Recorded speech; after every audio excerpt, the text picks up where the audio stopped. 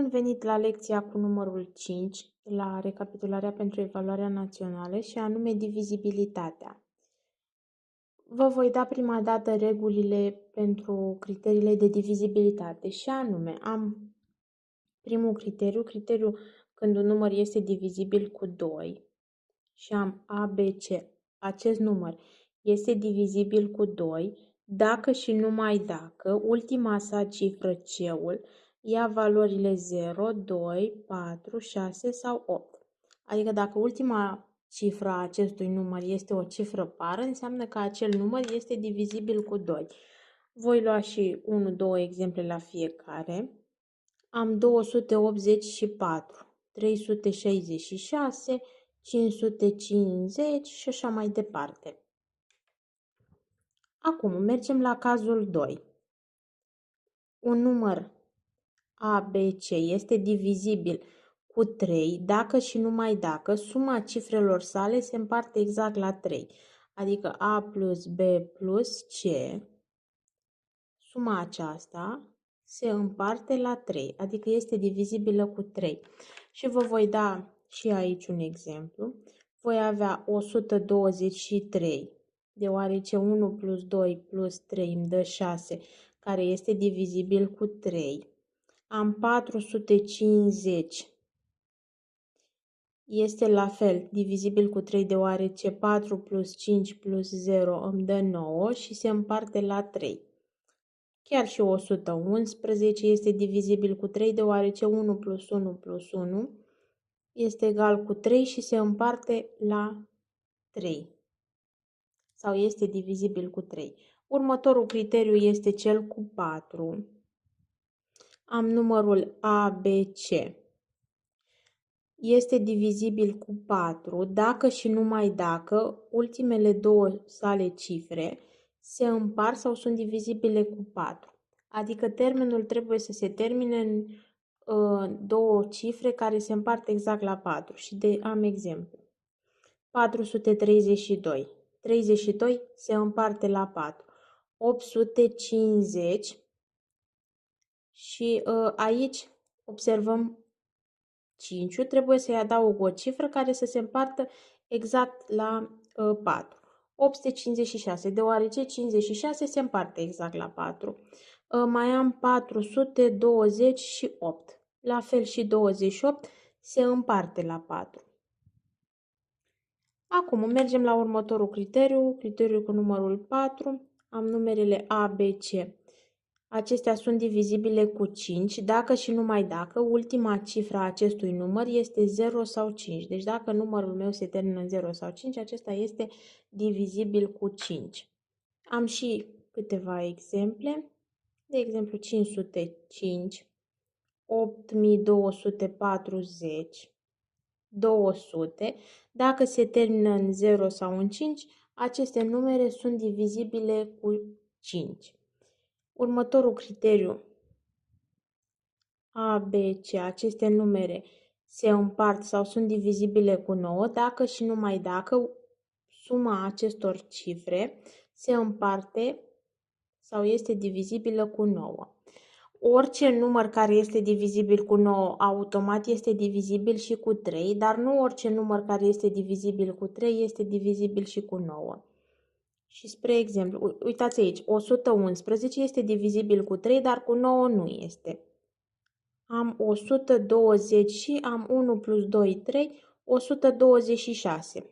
Deoarece 1 plus 2 plus 6 îmi dă 9, care se împarte exact la, se împarte exact la 9.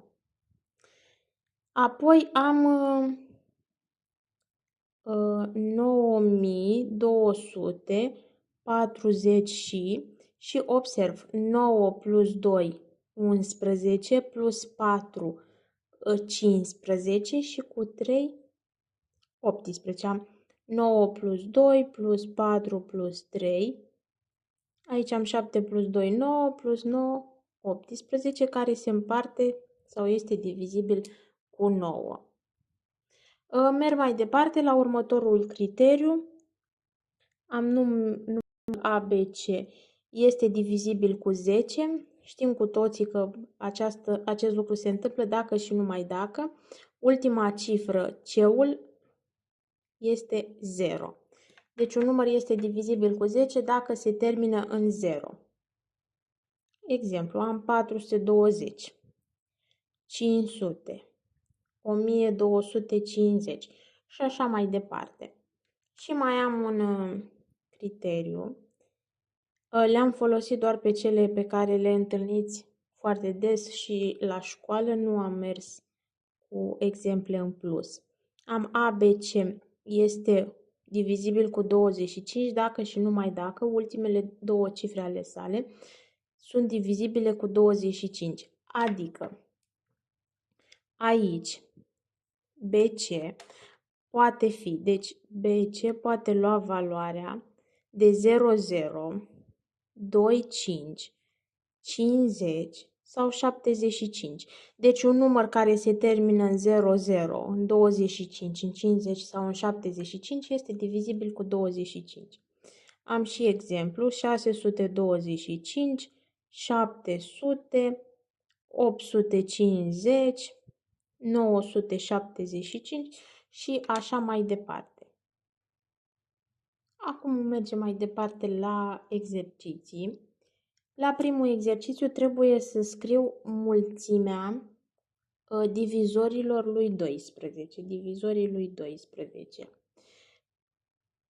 Pentru început, orice număr are ca divizor 1. Apoi, luăm următorul număr, 2. 12 se împarte și la 3 și la 4. La cei nu se împarte la 6. Și observ aici, dacă 3 ori 4 îmi dă 12, 2 ori 6 îmi dă 12, atunci mai am un singur divizor. Merg mai departe, la punctul B, mi se cer divizorii numărului 36. Aici voi avea 1 și 2 este, îl am și pe 3 și 4, 5-ul nu este, următorul este 6 și dacă 6 ori 6 îmi dă 36, atunci aici este mijlocul mulțimii.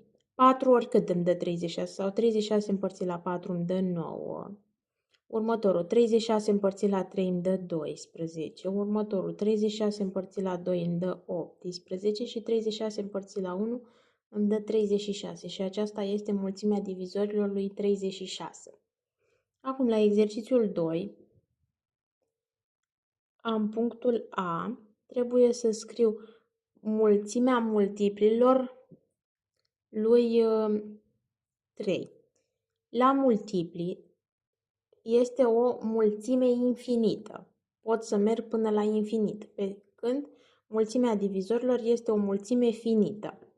Aici voi începe 3 ori 0, 0, 3 ori 1, 3, 3 ori 2, 6, 3 ori 3, 9, 3 ori 4, 12, 3 ori 5, 15, 3 ori 6, 18 și așa mai departe.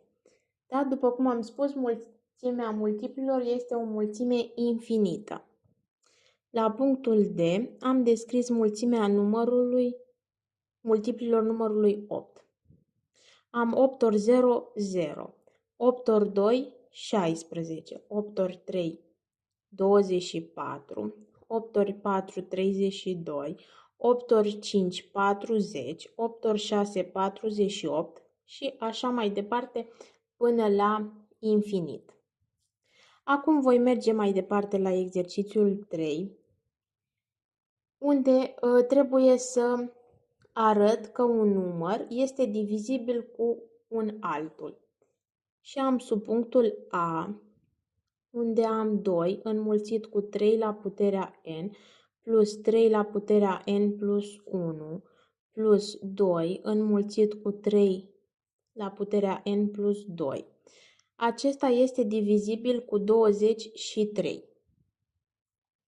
Pentru început, mereu când am la putere o adunare, voi folosi formula a la puterea m înmulțit cu a la puterea n va fi a la puterea m plus n, dar eu Mă folosesc de cea din dreapta ca să o scriu pe cea din stânga.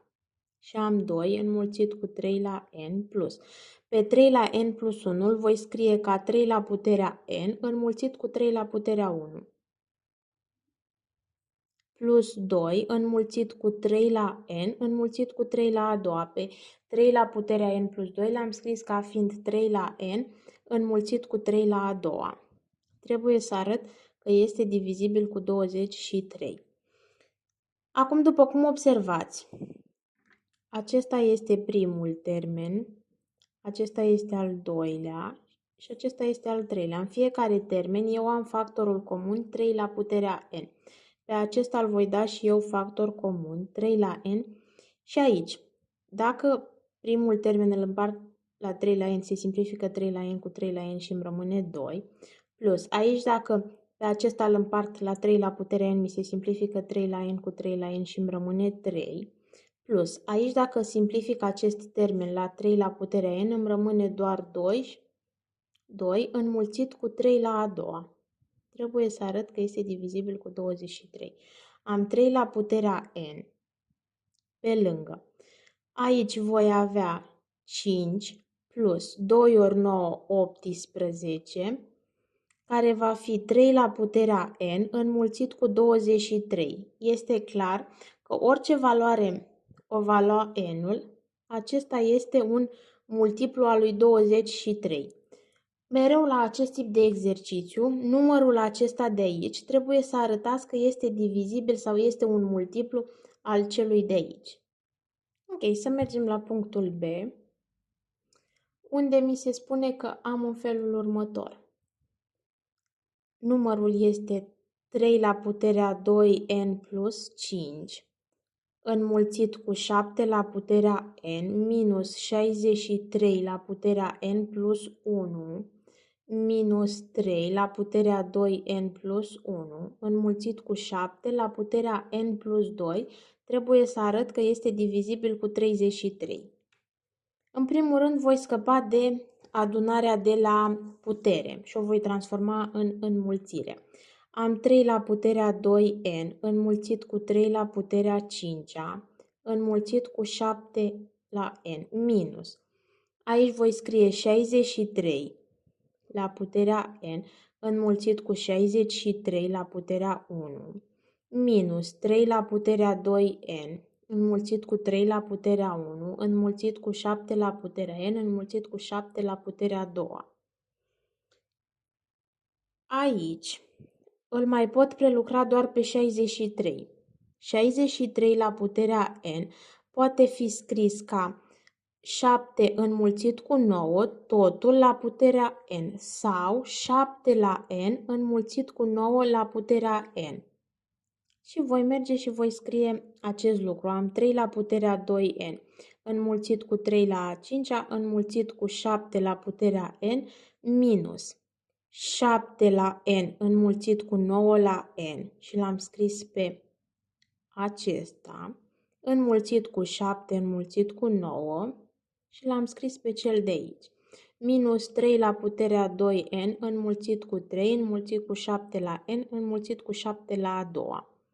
La fel voi face, acesta este un termen, acesta este al doilea termen și cel de aici este cel de-al treilea termen. Acum voi merge și voi da factor comun. Observ că aici 9 la puterea n poate fi scris ca 3 la a doua, totul la puterea n, care este 3 la puterea 2n. Deci acesta poate fi scris ca 3 la puterea 2n și 9 este 3 la a doua. Și observ 3 la puterea 2n și 7 la puterea n este factor comun pentru toți cei trei termeni, înmulțit cu 7 la puterea n pe lângă. Aici, după ce îi dau factor comun pe cei doi, îmi rămâne 3 la a 5-a, minus, aici după ce l-am dat factor comun pe acesta și pe acesta, îmi rămâne 7 înmulțit cu 3 la a doua, minus Aici, după ce l-am dat factor comun pe primul și pe al treilea, îmi rămâne 3 înmulțit cu 7 la a doua. Am 3 la puterea 2n înmulțit cu 7 la n pe lângă. Aici 3 la a cincea îl pot scrie ca 3 la a doua înmulțit cu 3 la a doua înmulțit cu 3. Va fi 9 înmulțit cu 9 înmulțit cu 3. Este 81 înmulțit cu 3, care este 243. Voi avea 243 minus 7 înmulțit cu 9 este 63 minus 3 înmulțit cu 49. Am 49 înmulțit cu 3. 3 ori 9, 27, 7, 2 în minte. 3 ori 4, 12 și cu 2 din minte, 14 și mi-a rămas 147. Îl voi avea pe 3 la puterea 2n înmulțit cu 7 la n. Pe lângă, am 243 minus. Voi pune semnul comun celor două numere și le voi aduna. 3 plus 7, 10, 0, 1 în minte. 6 plus 4, 10 și cu 1, 11, 1, 1 în minte. 1 plus 1 din minte, 2. Și am 3 la puterea 2n înmulțit cu 7 la n, înmulțit cu 3 minus 0, 3, 4 minus 1, 3 și 2 minus 2, nimic. Iar aici, eu dacă am un număr care este multiplu celui de aici, îmi rezultă că este divizibil cu 33. Acum să mergem mai departe și am la punctul C.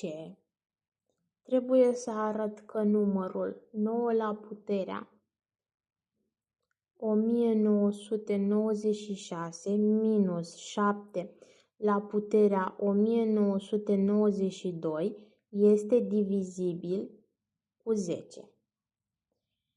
Știu că un număr este divizibil cu 10 dacă și numai dacă ultima sa cifră este 0. Aici va trebui să calculez ultima cifră a acestui număr și ultima cifră a acestuia. Și voi lua pe rând ultima cifră a lui 9 la puterea 1996 este egală cu... Și iau puterile lui 9. Am 9 la puterea 1 este 9. 9 la puterea 2 este 81. 9 la puterea 3 este 9 ori 1, 9. 9 ori 8, 72. Și deja observ că a început să mi se repete ultima cifră și observ că cele două numere or să se tot repete. În cazul în care vreți mai multe exemple cu ultima cifră, intrați pe canalul de YouTube, chiar lecțiile anterioare am făcut o lecție specială pentru ultima cifră a unei puteri. Dacă se repetă două numere, se repetă până la infinit, voi merge și voi împărți acest 1996, îl împart la numărul de numere care se repetă, adică la 2. 2 în 19 se poate de 9 ori, 9 ori 2, 18. 2 în 19 se poate de 9 ori, 9 ori 2, 18. 2 în 16 se poate de 8 ori. 8 ori 2, 16 și obțin rest 0. Asta înseamnă că am 998 de grupări complete. Aici, dacă îmi dă restul 0, ultima cifră este 1. Dacă îmi dă restul 1, ultima cifră este 9. În cazul meu mi-a dat restul 0, asta înseamnă că ultima cifră a acestui număr este 1. Merg mai departe, calculez și ultima cifră a lui 7 la puterea 1992. Iau puterile lui 7. 7 la puterea 1 este 7. 7 la puterea a doua este 49. 7 la puterea a treia este 7 ori 9, 63, 36 în minte. 7 ori 4, 28 și cu 6, 34. 7 ori 4 este 7 ori 3, 21, 1, 2 în minte. 7 ori 4, 28 și cu 2, 30, 0, 3 în minte. 7 ori 3, 21 și cu 3, 24.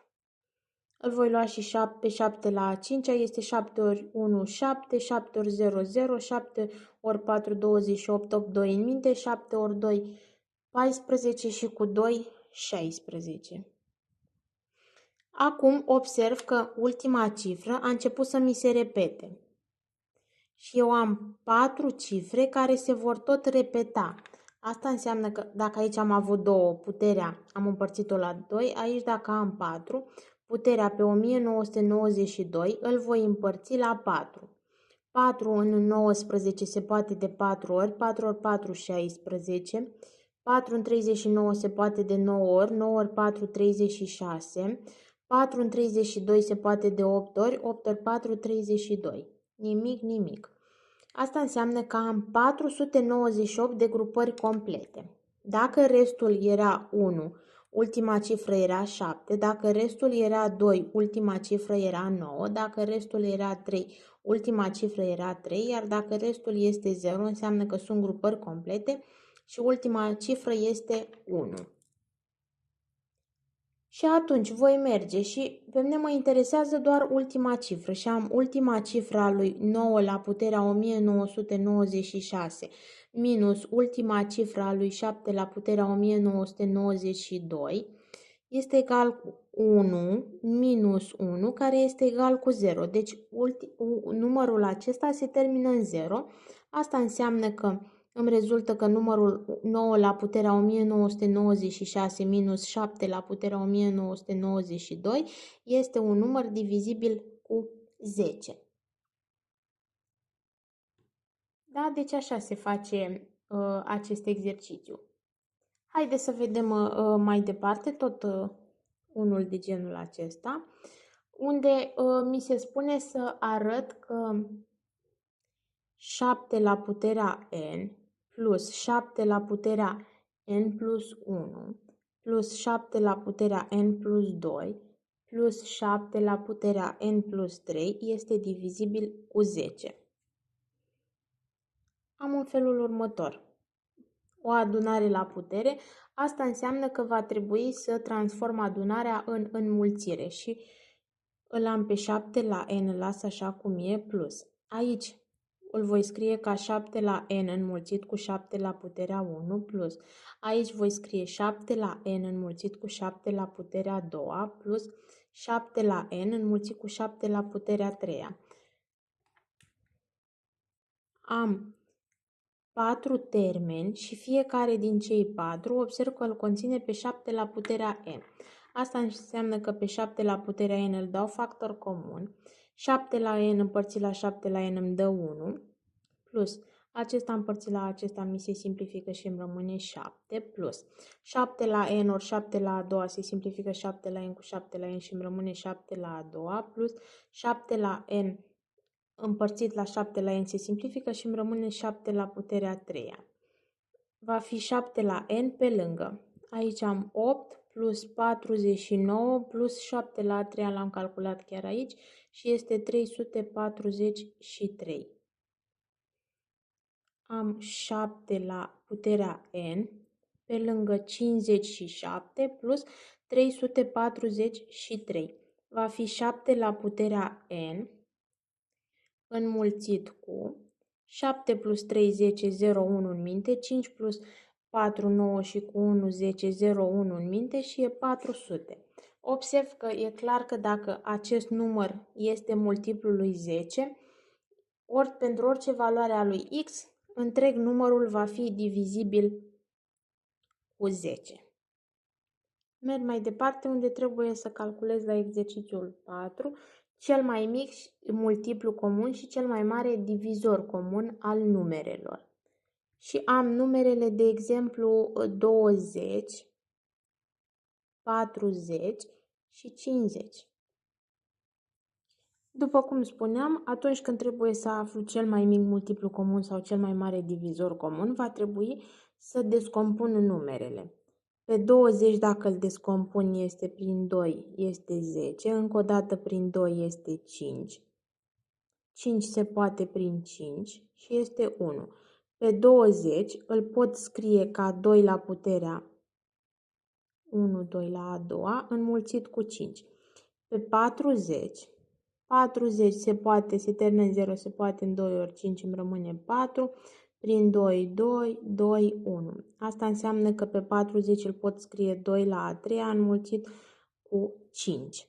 Iar pe 50 este 2 ori 5, 5, 5, 1. Asta înseamnă că pe 50 îl pot scrie 2 înmulțit cu 5 la a doua. Voi calcula cel mai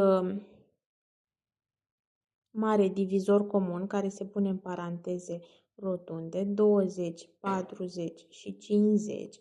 Pentru a calcula cel mai mare divizor comun, se vor lua factorii comuni la puterea cea mai mică. Puterea cea mai mică a lui 2 este 2, iar a lui 5 este 5. Asta înseamnă că cel mai mare divizor comun este 10. Dacă calculăm cel mai mic multiplu comun, îl punem între paranteze drepte, a lui 20, 40 și 50, la cel mai mic multiplu comun se iau factorii comuni și necomuni la puterea cea mai mare. Puterea cea mai mare a lui 2 este 2 la a treia, înmulțit la 5 este 5 la a doua și va fi 8 înmulțit cu 25. 8 ori 5, 40, 0, 4 în minte. 8 ori 2, 16 și cu 4, 20. Asta înseamnă că cel mai mic multiplu comun al acestor numere este 200.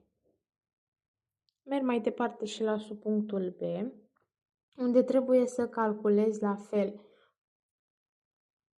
cel mai mare divizor comun și cel mai mic multiplu comun al numerelor 270, 405 și 162. Merg și voi descompune pe rând cele 3 numere. 270 se termină în 0, îl voi face cu 2 ori 5. 270 împărțit la 10 este 27. 27 este număr impar, nu se mai poate prin 2, dar 2 plus 7, 9, se poate prin 3, 9, 3, 3, 3, 1. Pe 270 îl pot scrie ca 2 înmulțit cu 3 la a treia înmulțit cu 5. Pe 405 îl pot scrie 405. Este număr impar care se termină în 5. Voi lua prima dată 5. 5 în 40 se poate de 8 ori. 5 în 5 o dată. De aici se poate cu 3 îmi dă 27. Încă o dată prin 3 îmi va da 9. Se mai poate încă o dată prin 3. 3, 3, 1. Și îl voi putea scrie 3 la puterea a patra înmulțit cu 5. Acum îl voi descompune și pe 162.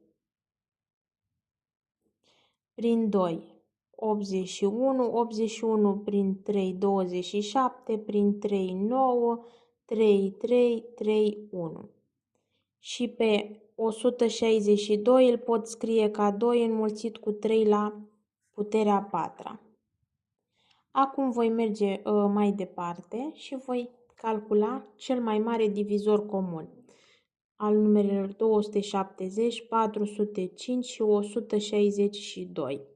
Am spus că la cel mai mare divizor comun se iau factorii comuni la puterea cea mai mică. Factor comun este la toate cele 3 numere este 3-ul. 3-ul îl iau la puterea cea mai mică, adică 3 la a treia, care este egal cu 27. Acum voi calcula și cel mai mic multiplu comun al numerelor 270, 405 și 162. La cel mai mic multiplu comun se iau factorii comuni și necomuni la puterea cea mai mare. Pe 2 îl iau ca fiind 2, că aceasta e cea mai mare putere. Pe 3 ca 3 la a patra, înmulțit cu 5 și va fi 2 ori 5, 10, deoarece înmulțirea este comutativă, înmulțit cu 3 la a patra, care este 10 înmulțit cu 81 și este 810. Acest multiplu comun vă ajută, cel mai mic multiplu comun vă ajută și atunci când trebuie să aduceți la același numitor când aveți o fracție. Și pentru a calcula numitorul comun, mergeți repede, calculați cel mai mic multiplu comun și acela este și numitorul comun. Cam acestea sunt exercițiile cu divizibilitate, sper că v-a ajutat. Nu uitați de like și subscribe și să reveniți pe canal pentru că voi posta mai multe lecții atât pentru evaluarea națională cât și pentru BAC. Pe curând!